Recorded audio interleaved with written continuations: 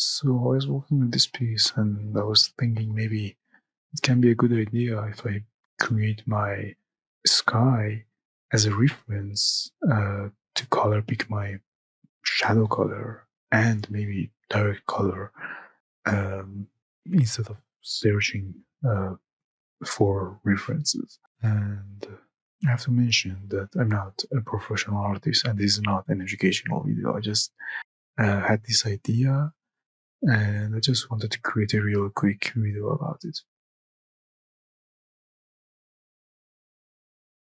I'm not saying that references are not good.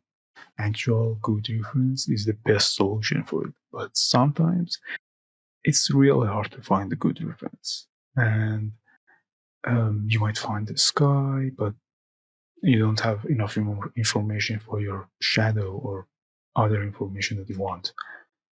And sometimes you might be lazy like me. I mean, I'm lazy in a weird way that I rather create the whole sky in a 3D environment instead of just searching it. It might sound weird, but in my way of thinking, it's simpler and maybe easier. I forgot to mention that if you're watching this video, probably should know about shadow color or any other name you call it. But in case you might not know, I really recommend Marco Bucci's YouTube channel for the best explanation. But as a really quick explanation, I should say that shadows they're not just dark values, they can have different colors based on the surface they're casted on or based on environment, sky, or bounce lights or other things. And that's why I think into the environment that we have control over all these elements, it can be helpful. There are different softwares and methods to do it. Like you can use Blender and dynamicsky add-on, or you might be fancier and use more advanced softwares like Unreal Engine. But in this video, I want to talk about dynamicsky in Blender. Just simply open the Blender and go to preferences and search for dynamic sky and enable it. It's native add-on, you don't need to install anything. After enabling it, you might see it in, I think, Create tab. Since I've changed my UI, you might not see it here, but this is how it looks like. And if you want to change your tabs like me, organize it and make it more simple, just use this add-on. It's called Simple Tabs. It's really useful if you have so many add-ons.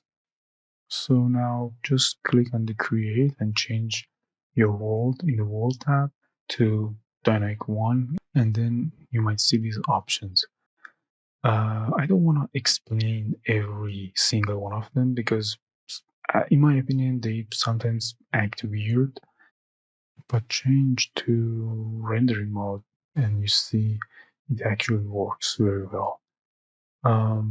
Just play with the options and see how they work because I can't really explain them very well. Just know that this option actually moves the sky, or I should say the sun in the sky, and you can actually see how it moves. This is, I think, the trickiest part of it, and the rest of it is very good self-explained. So after that, based on your workflow, you can just simply paste your render or a screenshot and color pick the colors and use them um, in any way you want. I prefer using multiply layers for my direct light and shadow color.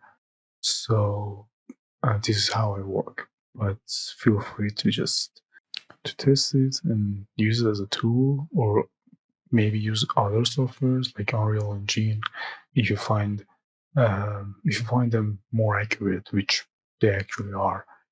And yeah, as I said, it can be useful and fast way when you struggle finding good references. Thank you so much for watching, and just like if you like, and share it if you find it useful. Thanks again. Peace out.